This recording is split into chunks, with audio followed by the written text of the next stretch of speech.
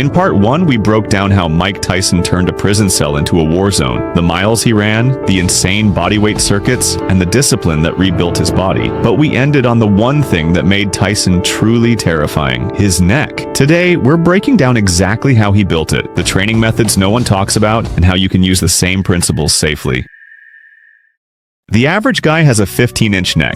Tyson's was over 20 inches. His neck looked like a tree trunk. In boxing, a strong neck is the shock absorber that keeps you from getting knocked unconscious. Tyson used just 2 exercises: 30 minutes of wrestler bridges every day, 50 neck curls per circuit. 10 circuits a day equals 500 reps daily. Years of this made his neck monstrous. His silhouette alone looked dangerous. Before prison, under Cus D'Amato and Kevin Rooney, Tyson followed an even harsher schedule. He woke up at 4 a.m. While his opponents were asleep, he was already running 3 to 5 miles, then sprint intervals, then box jumps, then before breakfast, 500 push-ups and 500 sit-ups. That wasn't physical training, it was psychological warfare. Cus believed boxing was 90% mental. Tyson believed him completely. Noon training was even more brutal. 10 to 12 rounds of full contact sparring with fresh fighters rotated in to wear him down. No soft rounds, no headgear. People actually got injured sparring with him. Then hours of bag work, mitt work, slip drills, and D'Amato's willy bag, designed to force perfect combinations. And here's the part that sounds like a movie.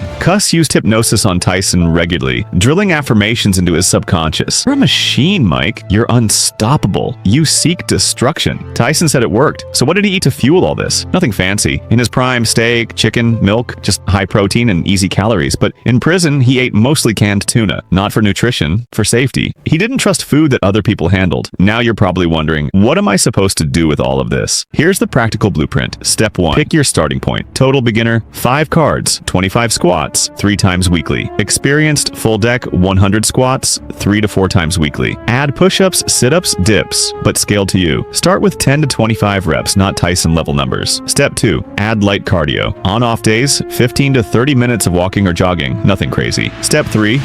Progress slowly. Every 4 to 6 weeks, bump one thing. More reps, an extra training day, or 1 more card. Step 4. Nutrition. Keep it simple. High protein, enough calories, no gimmicks. Step 5. Neck training. Later, do not jump into wrestler bridges immediately. Build 3 months of foundation first, then add 5 to 10 minutes twice a week. And finally, the big message. None of this works without the one thing Tyson had more than anyone else: relentless discipline.